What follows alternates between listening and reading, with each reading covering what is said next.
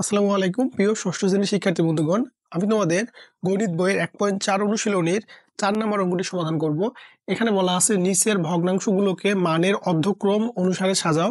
এখানে অর্ধ মানে হচ্ছে বড় থেকে ছোট আকারে সাজাতে হবে। তো এইখানে আমরা একটু যদি দেখি ক নম্বরে 3 ভাগ 4, 6 ভাগ 7, 7 ভাগ 8, 15 ভাগ 12। এখানে আমাদের 4টি ভগ্নাংশ দেয়া আছে। এখন কোন ভগ্নাংশটি বড় কোনটি ছোট এটা প্রথমে নির্ণয় করতে হবে। তারপর কি করতে হবে যে বড়গুলো আগে লিখতে হবে, ছোটগুলো পরে লিখতে হবে। এবং এইখানে একটা চিহ্ন ব্যবহার করতে হবে, এটাকে বলা হয় বড় চিহ্ন বা গ্রেটার দেন। এইখানে আমরা একটু যে কাজটা করবো সেটা হচ্ছে যে আমরা প্রথমে এই যে ভগ্নাংশগুলোর যে হর আছে হরগুলোর লসাগু নির্ণয় করব। হরগুলোর লসাগু নির্ণয় করার পর আমরা চেষ্টা করব যে প্রত্যেকটা হরকে সমহর বিশিষ্ট করা। সমহর বিশিষ্ট করে তারপর আমরা দেখব যাদের লব বড় তাহলে সেই ভগ্নাংশটি বড় হবে, যার লব ছোট সেই ভগ্নাংশটি ছোট হবে। তো প্রথমে কাজ হচ্ছে আমরা লিখব যে এখানে 4, 7, 8, 12 এর লসাগু, এর লসাগু হবে 168। তো আমরা ইতিপূর্বে আমি তোমাদের শিখিয়েছি কিভাবে লসাগু নির্ণয় করতে হয়, তো তোমরা সেই ক্লাসগুলো দেখে নিবা। তো এখন আমরা যেহেতু লসাগু পেলাম, এখন আমরা কি করব সমহর বিশিষ্ট কিভাবে করব। তো প্রথম ভগ্নাংশের ক্ষেত্রে কি আছে 3 ভাগ 4, অতএব 3 ভাগ 4 সমান, এখন এই 4 যে আমাদের হরকে আমরা 168 দ্বারা যদি ভাগ করি তাহলে আমরা পাবো 4 4 16, 4 দুগুণে 8, তাহলে 42। তাহলে 4 গুণ 42, এই 42কে আমরা হর এবং লবে গুণ করে দিব। তাহলে 4 গুণ 42 সমান 168, আর হচ্ছে 3 দুগুণে 6, 3 4 12, 126। একইভাবে আমরা এখন পরবর্তী ভগ্নাংশ নিয়ে কাজ করব। পরবর্তী ভগ্নাংশ হচ্ছে 6 ভাগ 7, তাহলে 6 গুণ 7 গুণ, এখন 7 দ্বারা যদি আমি 168কে ভাগ করি তাহলে একটু আমরা দেখি এখানে কত হয়। তাহলে 7 দুগুণে 14, 4 7 28, 24।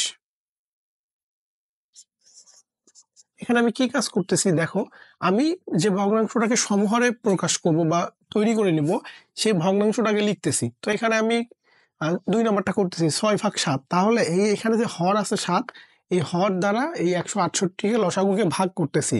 তাহলে আমি যদি 7 দ্বারা 168কে ভাগ করি তাহলে পাচ্ছি আমি 24। এই 24 দ্বারা আমি কি করতেছি, হরকেও 24 দ্বারা গুণ করতেছি, লবকেও 24 দ্বারা গুণ করতেছি। তাহলে 7 গুণ 24 সমান 168, আর 6 গুণ 24, 4 4 6 24 4, তারপরে 6 দুগুণে 12, 14, 144। তাহলে আমরা 2টা করলাম। পরবর্তী ভগ্নাংশ কি 7 ভাগ 8, তাহলে 7 8। এখন 8 দ্বারা যদি আমি এই 168কে ভাগ করি তাহলে পাবো কত 21। এখন আমি কি করব, এই 8 দ্বারা 21কে যখন গুণ করব তখন পাবো 168। 7 দ্বারা 21কে গুণ করলে 7 কে 7, 7 দুগুণে 14, 147। তারপরে এখানে কত আছে যে 5 ভাগ 12, এখন এটা নিয়ে কাজ করব। 5 ভাগ 12 সমান, এখন 12 গুণ 5 গুণ, এখন আমি 12 দ্বারা 168কে যদি ভাগ করি তাহলে কত হবে, 16-র মধ্যে কয়বার যায়, একবার, তাহলে কত হয় 48, 4 বার 48, তাহলে 14।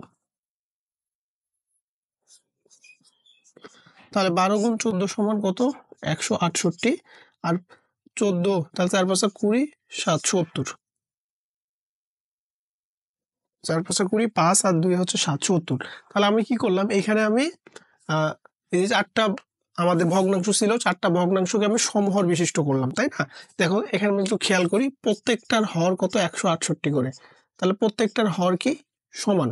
তাহলে এখন আমরা এইখানে লিখতে পারবো যে আমরা সমহর বিশিষ্ট ভগ্নাংশে প্রকাশ করলাম। এখন লিখবো যে অতএব উপরের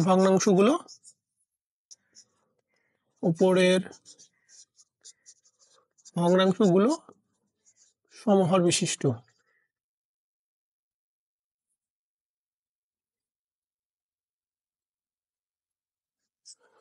এখন সমহর বিশিষ্ট যদি ভগ্নাংশ হয় তাহলে আমরা সমহর বিশিষ্ট ভগ্নাংশের ক্ষেত্রে কয়েকটি শর্ত পড়েছিলাম। তার মধ্যে একটি শর্ত ছিল যে সমহর বিশিষ্ট ভগ্নাংশ হইলে যার লবগুলো ছোট তার ভগ্নাংশটাও ছোট হবে, যার লব বড় তার ভগ্নাংশ বড় হবে। তো অতএব আমাদের কি করতে হবে, বড় থেকে ছোট নিতে হবে। তাহলে লব বড় সব থেকে কার, 70, 147, 144, 126। তাহলে 147 সব থেকে বড়। তার থেকে ছোট কত, তার থেকে ছোট হচ্ছে 144। তার থেকে ছোট কত, তার থেকে ছোট হচ্ছে 126। তার থেকে ছোট হচ্ছে আমাদের 70। এই জিনিসটা বুঝতে পারো কিনা। তো আমাদের এর শর্ত কি ছিল, যে যার লব বড় হবে সেই সংখ্যাটাও বড় বা সেই ভগ্নাংশটাও বড়। তাহলে এখানে লব বড় কার, 147-এর। তাহলে এই 147-এ এই যে আমাদের ভগ্নাংশ আছে এই ভগ্নাংশটা বড় হবে। তাহলে আমরা লিখবো বা 147 ভাগ 168। তাহলে এই ভগ্নাংশটা সব থেকে বড়। তার ছোট হচ্ছে 144 ভাগ 168। তার পরবর্তী ভগ্নাংশ এটা বড়। তার থেকে ছোট কি, 126 ভাগ 168, 70 ভাগ 168। তাহলে আমরা কোনটা লিখলাম। এখন আসলে এই যে 147/168, এটা কি আমাদের মূল ভগ্নাংশ? না, আমাদের মূল ভগ্নাংশ কোনটা, 3/4, 7/6, 7/8, 5/12। তাহলে এখন এইটার পরিবর্তে আমরা মূল ভগ্নাংশ লিখবো। তাহলে প্রথম কি ছিল 147/168, তাহলে এইটার মূল ভগ্নাংশ কি 7/8 বা 7/8। তারপরে 144/68 মূল ভগ্নাংশ 6/7। তারপরে 126/168 মূল ভগ্নাংশ কি 3/4। আর 70/68 মূল ভগ্নাংশ 5/12। যাহা নির্ণীয় ক্রম। তাহলে আশা করবো তোমরা অঙ্কটি বুঝতে পেরেছো। যদি কোথাও না বুঝো তাহলে অবশ্যই কমেন্ট সেকশনে জানাবা। একইভাবে আমরা খ নম্বর অঙ্কটিও সমাধান করতে পারি। তো তোমরা খ নম্বর অঙ্কটি নিজেরা সমাধান করার চেষ্টা করবা। যদি করতে না পারো তাহলে কমেন্ট সেকশনে জানাবা, আমি অবশ্যই সমাধান করে দিব।